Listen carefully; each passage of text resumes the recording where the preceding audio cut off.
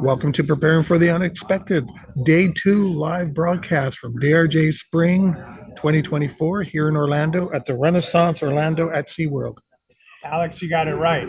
I wrote it Just down. stop there. I actually had to write it down. Good morning, everyone. This is James, Alex's sidekick. We wanted to let you know this hour is brought to you by Speak and Spark, the Speaker Bureau Marketplace connecting event organizers with speakers in resilience, cybersecurity, and human resources. Their mission is to connect audiences to experts, which sparks conversation. Alex, thinking of Spark, I'm thinking about starting a fire in our booth, not to test everyone's business continuity plans, but it is extremely cold in the exhibit hall this morning, freakishly cold Yes. in the exhibit hall this morning. I'm hoping some people come in here and warm the place up. I noticed you have a sweatshirt on. I am jealous of your sweatshirt. Living in Florida, coming to Florida, I didn't think I needed a sweatshirt over spring break, and I thought wrong. So that's always a good time. I wanted to give everyone an update. I know everyone wants to know what's going on with our Uber producer, Aaron. I did go out yesterday. I ran some errands. I was looking for a SeaWorld hat for Aaron. I did not find that. I did find a stuffed shamu, but I didn't know if that was his style. So I didn't buy the stuffed shamu. He'll send me a note if it is. So he could give it to his next date. I also learned, as everyone knows, I have an unhealthy obsession. I don't know if we're allowed to mention the other property. I have an unhealthy obsession with Mickey Mouse ice cream bars. Oh, and yes. I only consume them at DRJ Spring because of my unhealthy obsession. And a local was telling me yesterday that they used to make shamu ice cream bars. Really? But stopped making them when the documentary came out about the treatment of killer whales. And then their branding became negative. So what about all the testing on mice then? And they still make the ice cream ones? Yeah, I don't know. So I've lost the ability to try a shamu ice cream bar. Oh, and Aaron came back and said I am not a picky gift receiver. Well, that's good to know. We'll get something when we go out to dinner this evening. Yeah, we'll keep our eyes open for that. And you mentioned the sweatshirt. This is part of the clothes that I was wearing when I got on the plane to come down here because it was cold when I left, and it's going to be cold when I get back up there. So I'm prepared for both weathers. So we're broadcasting today, Alex, until 3:00. The exhibit hall opens at 11:30. So hopefully some people start wandering in the next hour or so. One, to warm it up, and two, there is an exhibitor who we will not name them, but there's an exhibitor down the row who has left their promotional video on a loop, and it's very loud, and we have heard it approximately 487 times in the last hour, and it's going to haunt my dreams. Not including the loop that I heard when we were breaking things down when they left yesterday after the broadcast. So Alex, tell the audience, what time did you get to the booth this morning, and how long did it take you to set up? I was here at 7:45. 2 hours and 15 minutes ahead of the broadcast. I am so picky that way, so I don't know what the word would be. And setting up, I casually did it, talking with yourself and Mark Hoffman off and on, and I was ready to go at 8:30. But Aaron, our sound guy, he wasn't in the office until 9:30, so we've just been sitting here answering emails and chatting. Well, in all fairness to Aaron, he is 3 hours behind us. That's right, yeah. So 8:30 in Orlando is 5:30 in the morning where Aaron is, so I can't imagine he was excited to wake up this morning. I can't imagine he's that excited right now. I don't even know if Aaron's awake right now. So what do we have coming up today, Alex? We've got our sponsors, Speak and Spark for Paris, Premier Continuum. Looking at our guest list here, we've got some amazing and well-known guests coming on the show, including Lisa Jones. Is that correct? Who is the conference MC. Excited to speak with her and the rest of our guests. We have, I know for those of you wondering what happened at McDonald's, we have an update on that. Yeah. We'll get to later today. We also have Alex's 24 items that we didn't get to yesterday. I've got a few items myself. I think the first time, everybody, that we did a broadcast, Alex and I burned through what we had planned for 3 days in the first hour and a half.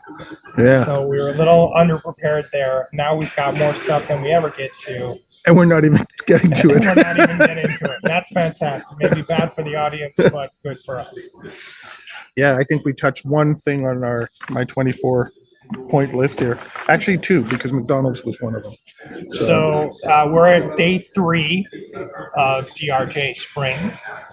Robert Fernandez, one of our guests yesterday, was the opening general session speaker or second general session speaker today. I heard a lot of people out in the hallway who had not heard of or learned of Steeler logs. Mm-hmm. And I was like, I've known about Steeler logs for a whole 24 hours. You people need to get with the times. Yep.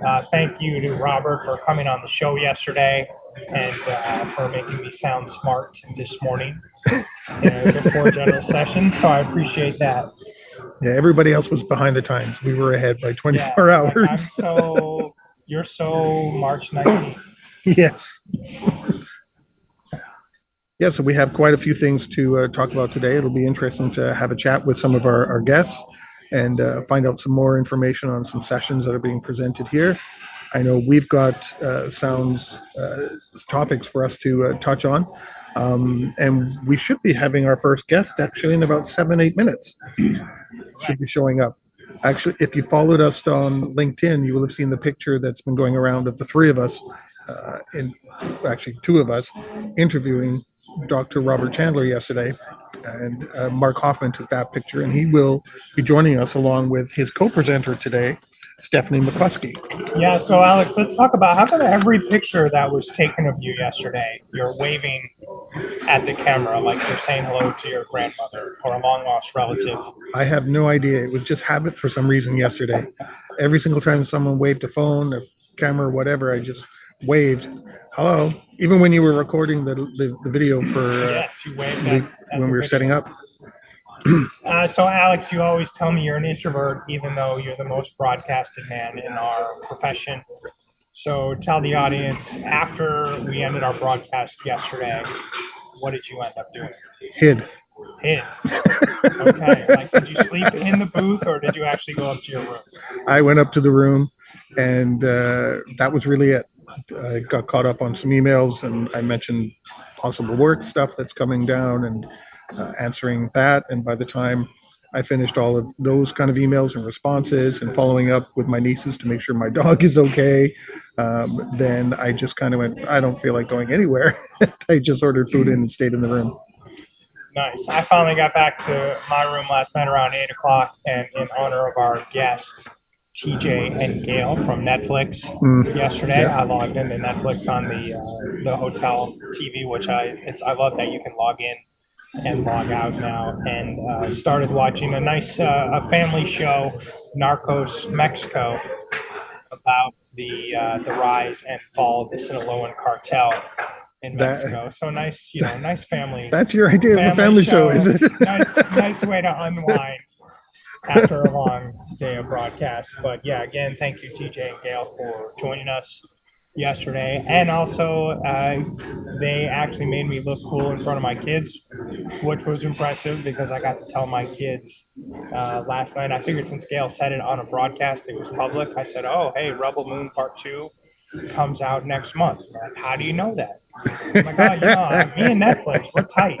Yeah, we have an in now. We have an in. And I don't know, I'll share this story.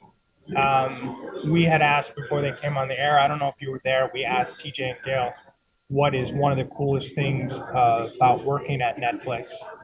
And they said they get swag for shows that have been canceled.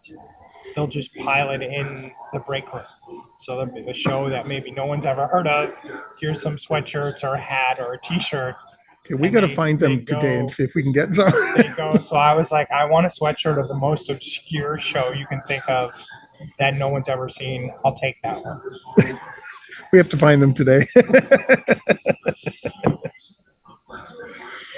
For me, television last night was not that intellectual. It was in the background. I just had Bob's Burgers and Family Guy and American Dad. I just left it on the animation stuff. Yeah, I tend to go when I travel a lot for work, and I tend to watch reruns of The Office, the U.S. edition, and then also Shark Tank, which I think is called Dragon's Den in Canada. Yes. Yep. Which is just a very formulaic show. What I like about Shark Tank and being in a hotel, I feel like if I miss 5 or 10 minutes, I haven't really missed anything. I tend to watch a lot of the comedies and the animation because during the day I know I'm talking so much about disasters and crises and all kinds of other weird things that are happening, and that stuff I just don't want to talk about it anywhere else. So when I get home, I just want to hear nonsense, and that's why I end up watching those kind of things as background, not for stimulation or anything. And then now and then I will watch a movie, of course. That was Alex's phone. If you heard that, Alex's phone just ringing is probably Netflix hitting us with a cease and desist. Yeah, stop talking in real time. No, chances are it's another marketer. I swear there's been an increase in them lately. Yes, they love our numbers. So also this morning, as you know, Alex set up the booth 3 hours early, so we had some time. Was walking around the exhibit hall. Still no good swag worthy of winning our prestigious Best Swag at the Conference award, which we've awarded 3 times, I think now. There's still nobody. We may have to just not, there might not be an award this year. Well, maybe we'll give it to ourselves for these candies. These tiny Twix bars may have to just stay with Alex and I. We should get little statues at some point and mention it out to everybody. So if you're a vendor and you're listening to our broadcast right now, know the bar is very low and we expect you to step up. We've seen some great swag at DRJ Fall and Continuity Insights, Continuity Resilience today. Nobody has leaned into here comes some swag. We just got given some swag from DRJ. From DRJ. Thanks, John. We'll talk about this on the air because it's DRJ and they're our partner here. We now have Disaster Recovery Journal branded bottle openers. Alex, I know how much you love a nice cold bottle of beer after a long day. So we have our first swag in the lead here. We are accepting more, by the way. So John has given us candy and bottle openers. And also, it sounds like, Alex, do you play any instruments? I do. Because it sounds like John and I are forming a jazz trio for DRJ. So what's your instrument? Main one is guitar, but I also play bass, and I taught myself how to play synthesizer through the pandemic. Nice. Okay, that's good. I'm just getting some information from DRJ that the 9 o'clock session, which was supposed to run end at 10, is running long. And that's why our next guest is not here yet. Oh. So we can blame the general session speakers. Okay, so you can't blame Canada on that one. We cannot blame Canada, but we will blame some mysterious speaker. Aaron said we should open our show next time with some Van Halen. Oh, some Van Halen. Jump, maybe? All right. I'm more of a rhythm player than a lead or anything like that. Okay, so I need to know, is it, so which Van Halen? Is it Sammy Hagar or David Lee Roth version of Van Halen? Yeah, Aaron, that question's for you. You can send a response back. We'll have Aaron answer that. Well, here comes Mark. Here comes part of our Here comes our one guests. half of our next guest, possibly.